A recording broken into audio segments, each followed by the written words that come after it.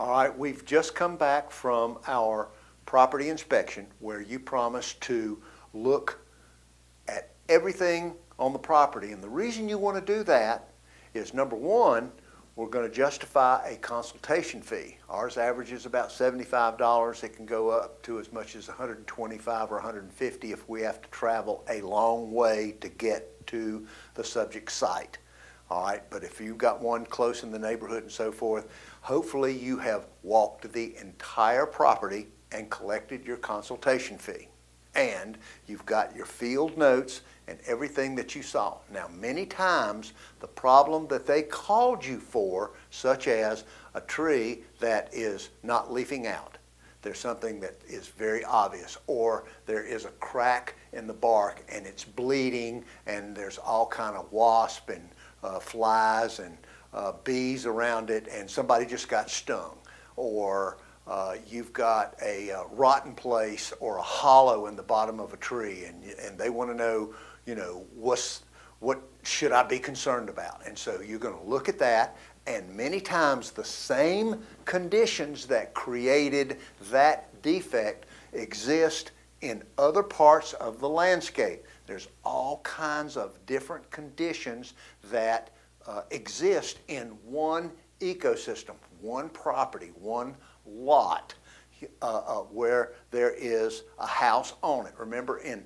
ANSI, during planning, construction, or development, and under that definition, ANSI Part 5 of our A300 series includes every residential property, because every residential property is under planning, construction, and development in some form or another. I just came back from a consultation where we didn't do anything but count, tag, and number trees. That's all we did, 75 trees. It turned out that 25 of those 75 trees were over 100 feet tall and posed a risk not only to them, but to their neighbors and a lot of infrastructure around. And so those are the kinds of things that you can bring to your customer with this consultation. And so as a result, if you find that covered and smothered root collars, which is one of our major generators of work in our business, if you found that created a lot of rot, then for example, the last job we came from, we had, out of the 75 trees, almost every single one of them had covered and smothered root collars. And so we had a charge for the inventory and the tagging and the numbering and all that kind of thing. But then we came back and we did the root collar excavation, and we charged a specific amount of money for the trees in the subject area. Now, when I say subject area, that doesn't necessarily mean the whole property. It could mean just the area immediately around the house or the area immediately beside the driveway. And remember, there's seasonal considerations as well, because when we're called in to do a job, if we're in the middle of a drought and it's blazing hot and we got 90 and 100 degree temperatures, there are certain things that we are going to be prevented from doing unless we do the whole process. In other words, if it's 90 degrees outside, we're in the middle of a drought, you don't want to tear up the whole critical root zone and just leave it there without any kind of covering, mulch, and water. That would be a death sentence for the tree. So there has to be some timing involved, and this is where your professional input as to the problems that you found in their ecosystem that caused this problem are also causing these problems, and it cost a certain amount of money to solve this problem. But while we're here and we've got all of our personnel and all of our equipment on site, we could do all of these trees at the same time for a great discount. This is how we approach the process. And the more they can do at one time, the better price that they're going to get. Everybody's after a bargain. They want the best price for services rendered. And you're in a position to negotiate that with them. You've walked the whole property. You fulfilled your promise. You pointed out the hazards. And the first thing that we go after is root collars so that we can look at the anchors and determine whether or not this tree is safe for the time being or not. And then, of course, you look up and you've got plenty of canopy considerations, you've got pruning, you've got limbs over the house, you've got codominance, you've got all kinds of dead wood.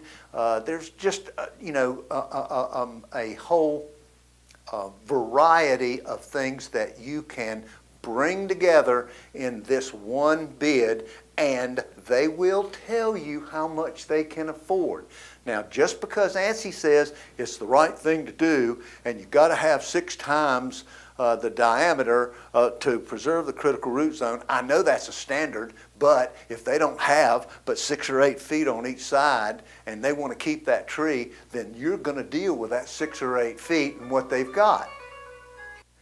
The level of detail that you must pay attention to on a tree preservation job is much greater than it is on a tree removal, because once you decide, or once your evaluation determines, or if the customer tells you that I want this tree gone, I don't care what kind of shape it's in the way, it's keeping my grass from growing, it's in the way of a new driveway, whatever their design intent might indicate, then when you go to tree preservation, you've got lots of details to look for. The condition of the bark of the tree, the level of compaction underneath the tree. Now remember, there's 3 major tree protection actions: root collar excavation, there's topsoil, and there's aeration decompaction.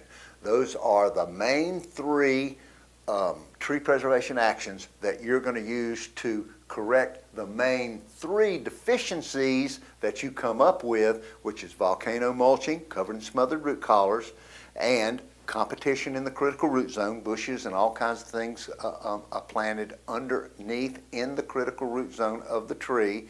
ANSI defines that as 6 times the diameter. That's the radius of a tree, and so we normally don't get that much, but we'll take whatever the design of the landscape will give us. Now, what I mean by that is that every property is designed with all kinds of development aspects, planning and construction things, sidewalks, driveways, turnaround areas, swimming pools, docks, outbuildings, big trees, patios. There's just decks. There's just a number of things that can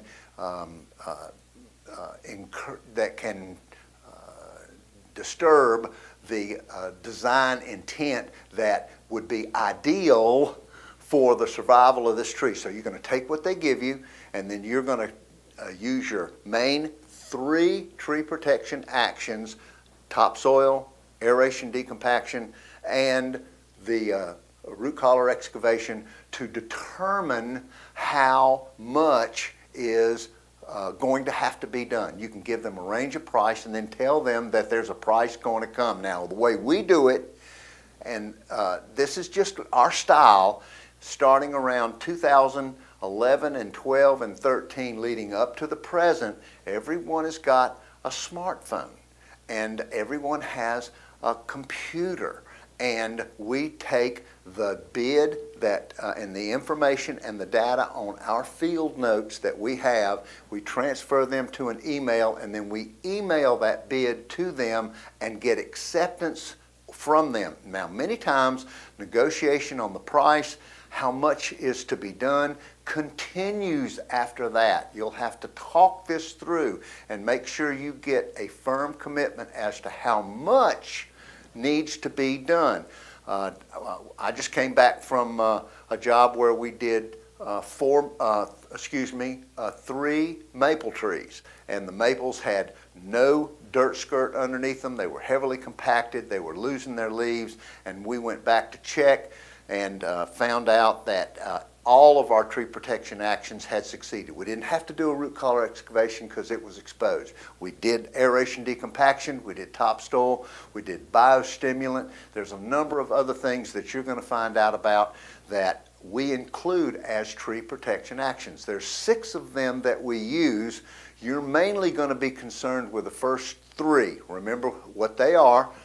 That's the volcano mulching, that's root collar excavation, and that is indicated throughout ANSI in 6 or 7 of their standards where they say that the flare and the anchor roots need to be exposed for a visual inspection. That's your number 1 concern when you go in there. And the second thing is the condition of the critical root zone underneath the tree.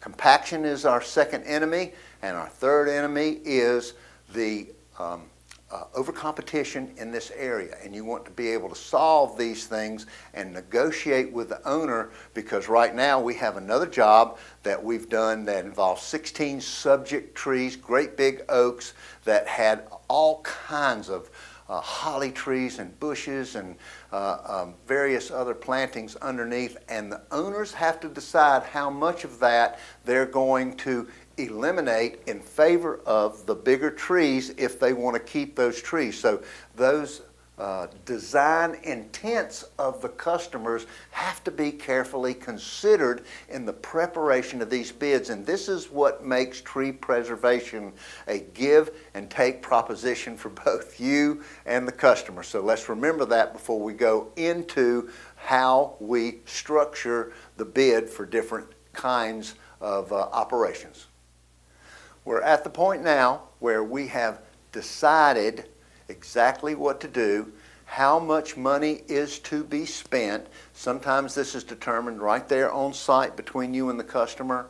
Other times it is decided after you have a chance to go back and meet with your technicians. I frequently talk with my guys regarding biostimulant mixtures, because every a biostimulant mixture has a formula, and there's a certain amount that you have to apply for a growth regulator, for fertilizers, whether it be nitrogen or organic compost teas, or we use Nutrismart, a biofood, and earthworm castings, and we have to calculate how much of that is used and what it costs. And once all of that information is put together, we've got examples of downloads. We've got the 4 maple trees, we've got the 7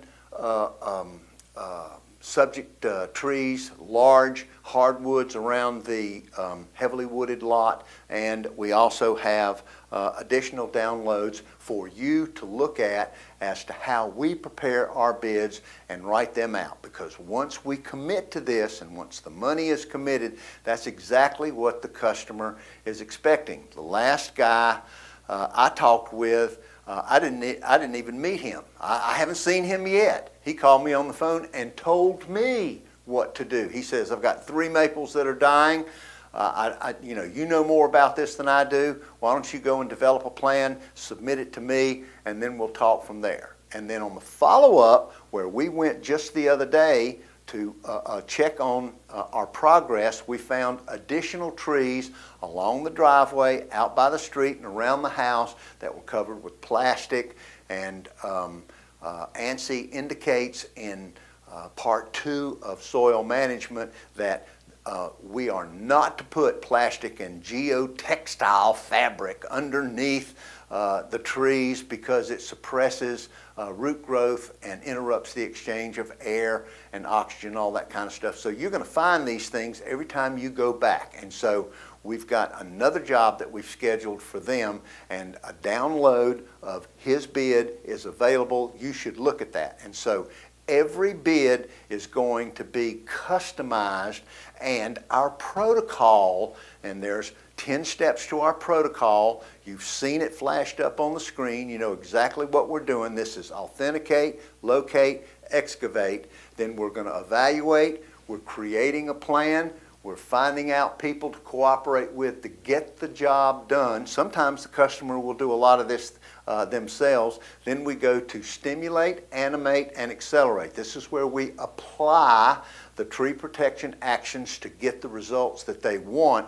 And then here in contact 3, we're going to tell them that we will follow up, we will check, we will look, and we will give them watch outs, things that they can look for to determine whether or not the money they've invested in this tree protection action is really working or not. This is important stuff, and so don't leave it out, and tell them this is what they can expect from you.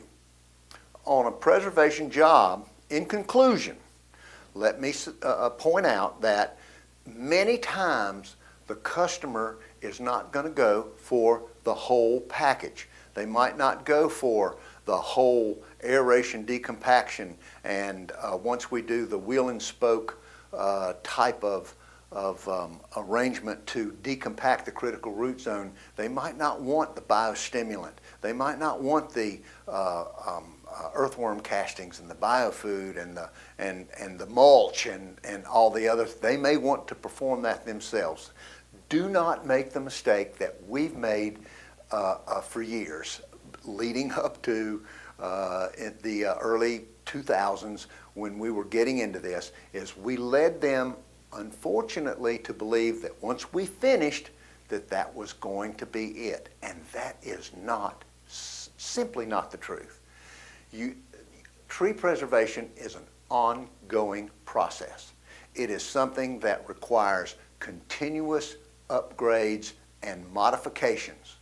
And you, as their arborist, as their consultant, as the person that has written up these specifications and told them what to do, needs to bring this to their attention on a seasonal basis. This is a great place for newsletters and follow-ups and various occasions where you go back to them and say, how's it going? What is happening? Have you seen any difference in the trees that we've treated? Are we succeeding? And if we are, then you can then tack on the next portion, which is usually bring in additional mulch or do some air tillage and incorporation of the mulch skirts that have been placed down to accelerate decomposition and make topsoil. It all has a way of blending together. That's why the protocol is a circle. You start at one place, you come around, and you end up right back where you started. But when you get there, it's different because you have made a difference. The owners have asked you to help them with their design intent, and you're doing it, and that is exactly what tree preservation is all about. This continuing process of improving the property, making them feel good about what they're doing, making them look good about improving their property, improving the value, improving neighborhood values, and most importantly, delivering the ecosystem services of shade and privacy and erosion control and safety, and just the feeling of well-being that they get from having the kind of designed ecosystem that they want, that you help them design.